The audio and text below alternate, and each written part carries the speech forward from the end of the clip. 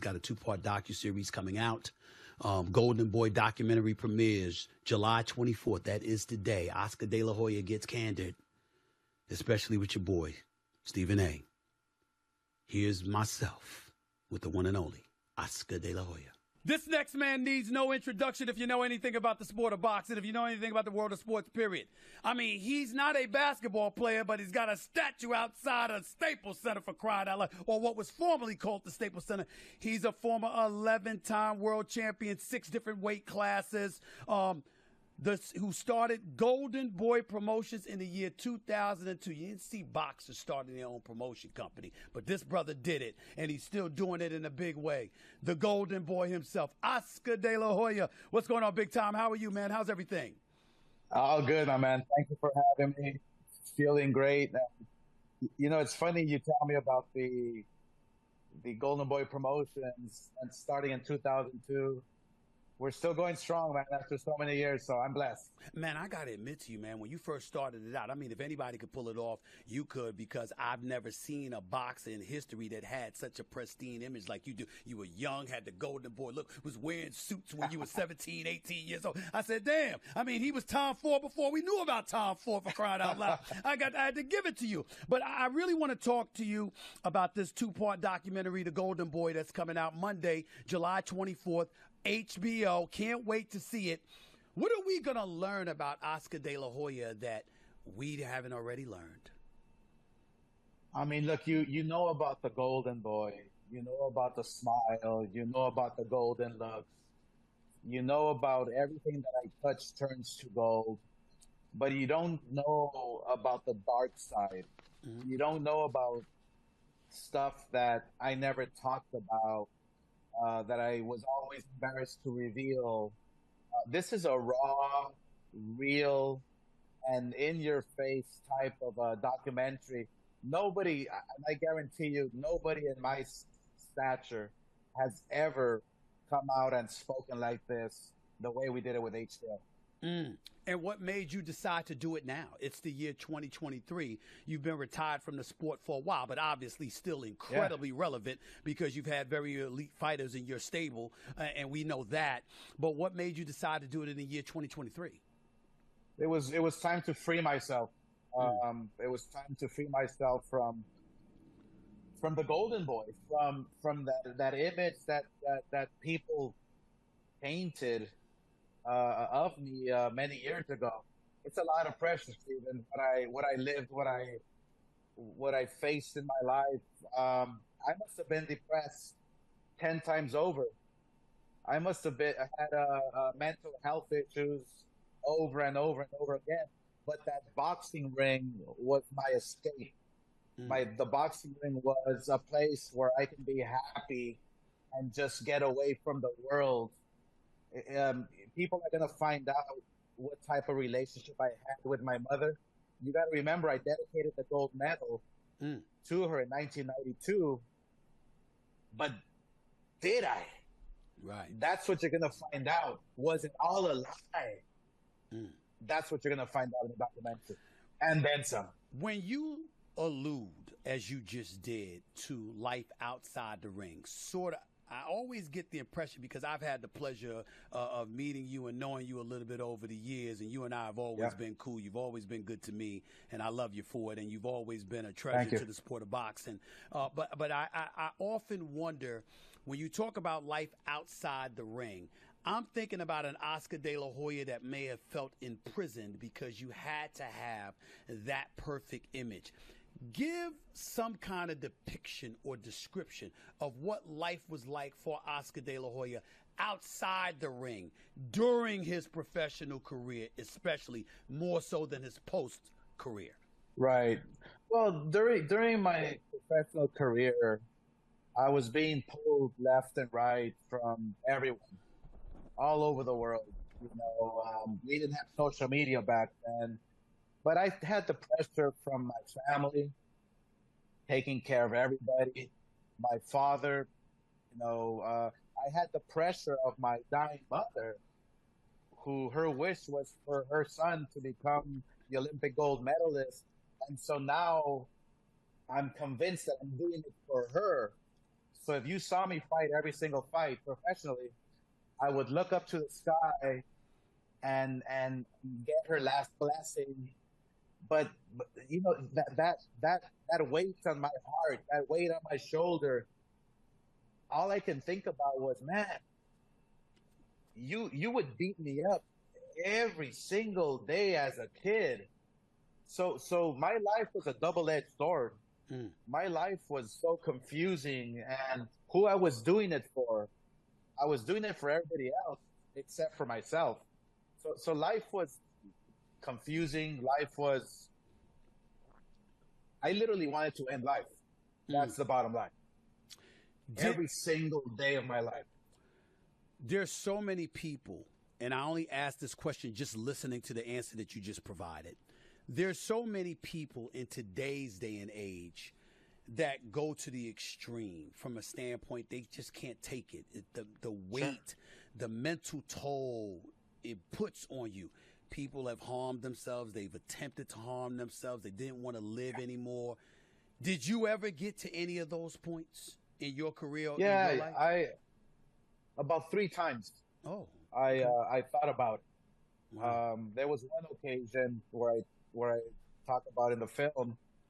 I remember driving my Ferrari down the freeway about 170 miles per hour, and just hoping that something happened, you know. And luckily, there is somebody that's looking out for me. And that's the psychological, you know, great thing about this film is that it's like I love my mother, but I hated her for just abusing me, you know? Right. So all those emotions, you're going to be able to find out what this film is all about. When you watch it, it's like no other, man. Did you ever reconcile things with your mom? Yes, I did. Right. Yes, I did. Just recently. Really? Just recently, yeah. And how were you able to do that? Like, did you just walk up to her one day and just said, I need to talk to you? Or did she approach you? How exactly did that come about? Well, this is the crazy part, Stephen, is that she's been dead for years. Yeah. And so how do I reconcile with somebody that is not here? Right. I actually went to the cemetery. Oh, okay. And I started talking to her. And the first words that came out of my mouth were, I freaking hate you. And I just started bawling because I started talking about how I feel. I hate you for hitting me, for abusing me, for not loving me, for not telling me you love me. And after I finished with that, it lasted like half an hour. I felt like all the weight off my shoulder, man. Wow. And that's when I started to heal. And it takes time. It takes a lot of work. You know, so it's still a healing process. Did you get to that point on your own? Because being around, like, if you see Oscar walk into a room, you're surrounded by love. Like, the people you have with you, it's clear. Like, in the times that I've been around you, I don't care who it was, I can look at your team, and it's like they got a lot of love for this brother. They got a lot of love for this guy. Yeah. Is it that, or was it something that you were able to come to on your own that gave you the courage to confront your emotions and your mental state? Yeah, that's a great point, Stephen. That I had to figure it out myself. Yeah, because in my life, I'm the golden boy. Yes. I'm the golden goose. So whoever I'm employing, whoever I'm paying, whoever I'm, taking care of, whether it's family, friends, family, whatever, I have to doubt whether they like me or not as a person. If I was just a Joe Schmo and a person, would they really like me? Right. So I'm confronted with all those questions every single time. So all I got to do is just think about myself and put myself first. When you think about, and you brought up the relationship that you had with your mother, did it make you a better fighter and a great champion that you were? Or is there something you feel you left in the ring that we've never seen, even though you're an 11-time champion, for crying out loud. Yeah. Which one is it? Did we see more or less of what Oscar De La Hoya had to offer to the sport of boxing inside that square circle because of your relationship with your mother? Yeah, I think you saw what was meant to be seen, meaning I couldn't have done it without the abuse of my mother, with the anger I had carrying inside the ring, but also it allowed me, the abuse allowed me to abuse myself, abuse my body, the drinking, the go partying, out late, this and that. So I was the champion and the driven fighter because of my mom, but I was limited because of what that brought to me, and with the drinking and the partying and this and that. So let me transition a little bit to inside the ring, because obviously that's what most people know you for, even though today a lot of people that don't know much about boxing still knows about Golden Boy Promotions, big time. I gotta tell you something. One of my favorite moments of your career is when you knocked out Fernando Vargas. I mean, don't get me wrong. I liked when you kicked Ricardo Mayorga's ass, because he was talking about your lady. He deserved his ass kick. Okay, he deserved his ass kicking. Right, I got that. But Fernando Vargas tried to question your heritage, tried to question whether you belonged, and all of that other stuff. And you put him down. You dropped him. I believe it was the 10th round, and then took him out in the 11th when Jim Lampley made one of the great boxing calls that I've ever seen. But that's one of my favorite moments watching you. What was your favorite moment? It's crazy because it's always going to be the Olympic Games. Olympics? Raising up my hand. Right. And looking up to the sky, to my mother, to my abuser. Right. And not being able to cry or smile, but just feel the pain inside. But that was the best feeling? That was the best moment of my life. Because you felt like you conquered demons? You overcame odds that she didn't believe you'd overcome? What was it? Well, because I felt that her relationship and her anger towards me helped me to build that character inside the ring in order to become champion. What's the most unfair thing or unfair label you believe you have received in your career, whether it be inside or outside the ring? What is the most unfair label you think you've ever received? The unfair label, I mean, look, you're always going to have critics and people who are going to be talking about you left and right. I don't know. I'm pretty proud with what I've done. I think people are going to always talk.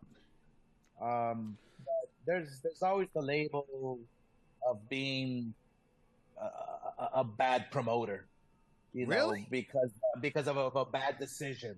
I'm not gonna lie to you. To me, I've never heard anybody call you a bad promoter. I've never heard that. Yeah, I gotta admit that. Well, I'm serious. I've never heard that. When bad decisions happen, they always blame the promoter. That's right. Okay, I got you. The one critique and I know you know where I'm going with this, that anybody would give you is you fought Felix Trinidad and you were winning a fight. And then you got, as they would say, you got on your bicycle the last 3 rounds because you thought you had it won. Is that something? I ran. Is that something you regret? Always, till this day. In my fighting career, as a professional, the one regret I have is running those last 3 rounds. And why? Because of the criticism that people gave you, or because you thought you could possibly take out Trinidad? I should have just knocked him out. Wow. I was listening to my corner, Gil Clancy, the late great Clancy, yelling at me in the corner, "You have to run, you have to box, do not let him hit you, you have the fight won." And that's what I did. When you think about it, you fought Floyd Money Mayweather.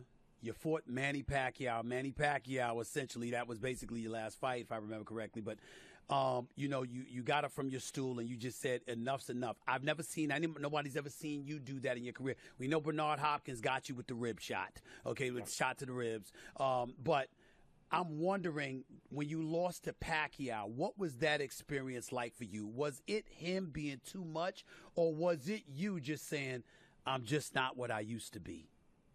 I'll tell you a little story from the second part of the film, Okay.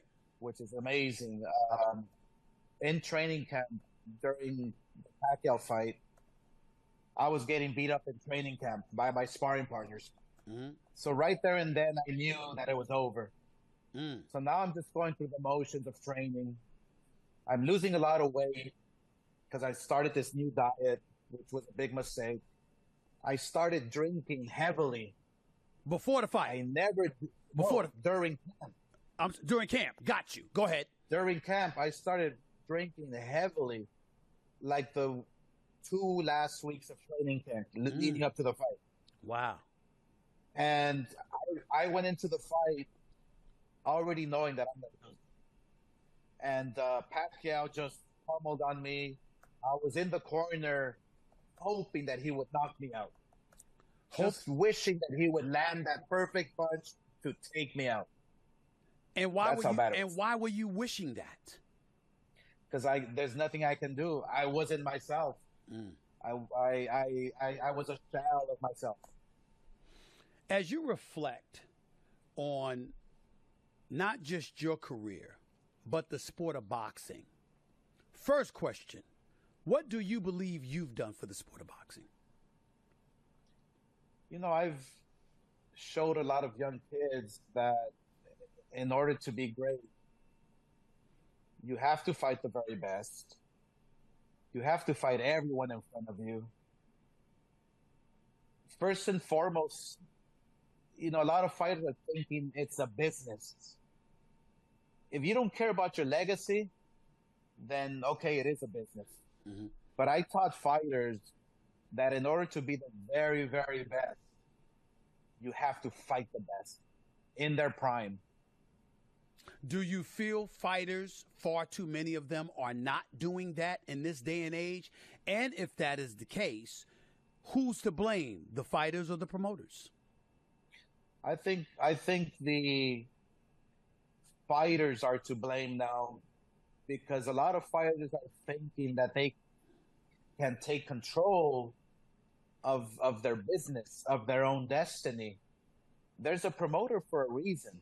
Mm-hmm. That guides your career. And don't get me wrong, there's been bad promoters, terrible promoters. Yes. But then there's promoters who want to guide your career and take you to the very top. I'll give you an example. When I did the Ryan Garcia fight with Tank Davis, right, I would have never taken the rehydration clause. I would have never taken less money. But the kid wanted to fight him. He was under pressure by the public in taking this fight. And we all know what happened. Well, listen, I don't blame the public for Ryan Garcia taking that fight. I blame Ryan Garcia. This dude was on social media, pursuing Gervonta Davis for a long time. And I still believe in Ryan Garcia. I still believe he's young. He's young. He's got tremendous potential. He just came in there over anxious and was just swinging. And if you watch him work out, the level of the speed, the level of accuracy and stuff like that, all of that was out the window. He just looked wild and undisciplined. And Gervonta really, really knows how to fight. So he knew how to bait him. And that's what I got from that. Am I right? You are correct. Gervonta's an amazing, amazing fighter. I love the guy. But you also have to take into consideration that the rehydration clause the next day will get you weak, will take you out of your game plan. Mentally, you're not there. And that's probably what happened, which is why he went down with a body shot and couldn't get up because the body shot took him. It makes perfect sense. So if the fighters are watching this docuseries, The Golden Boy, July 24th, I apologize, on HBO, and they watch this, what do you want the fighters to actually get and take from watching this docuseries? I want the fighters to think about themselves first, because us fighters are people pleasers. Mhm. Anybody, whether it's actors, whether it's entertainers, we want to please the people and we forget about ourselves. Think about you first when making decisions. Floyd Money Mayweather was a guy that was famous for that, and he believed in making his money. And he was about the business of boxing, and obviously it's been incredibly beneficial for him, and he has served as a tremendous model for boxers to strive to follow in one regard. On the other hand, even though I believe, particularly when he was in a lightweight division, more so than in a welterweight division later on, when he always had troubles with his hands because his hands would get broke. When you talk about guys fighting the best in the world when they're the best in the world and not waiting, that is something that was a knock against Floyd Money Mayweather at times. Do you believe that was fair? And is that something that has hurt the sport of boxing in your estimation? No, look, Floyd Mayweather is a person, a fighter that I will respect. His talent is like no other. His defense was incredible, and I promoted 15 of his fights. And all the beef and all the back and forth about us was just because I was not in a good place. You know, Floyd being successful, Floyd winning money, Floyd becoming the money Mayweather after he beat me. Yeah. It's like there's a sense of like a little jealousy, you know, and so the beef back and forth and this and that. But I, as a person now, I respect him for his abilities, for his defense, and for what he did for the sport. How much of a motivation was Bob Arum, Don King, people like that, who were Butch Lewis back in the day? The list goes on and on. Promoters, no doubt, extraordinary promoters in the eyes of many, but obviously had their share of enemies because of how some perceived they did business. What level of motivation did they provide for Golden Boy Promotions? All the motivation. I did this because of Don King, because of Bob Arum. I remember I fought Felix Trinidad and finding out that Bob Arum made more money than I did. And it was a lot of money. That's right. So in the end, it comes down to this. Golden Boy Promotions is here to stay. You got a stable of young fighters. I'm looking at the sport of boxing right now, and I'm really interested in your take as it pertains to how we should feel about the sport of boxing, considering the athletes, the tremendous boxers that are existing. We got Crawford going up against Spence soon.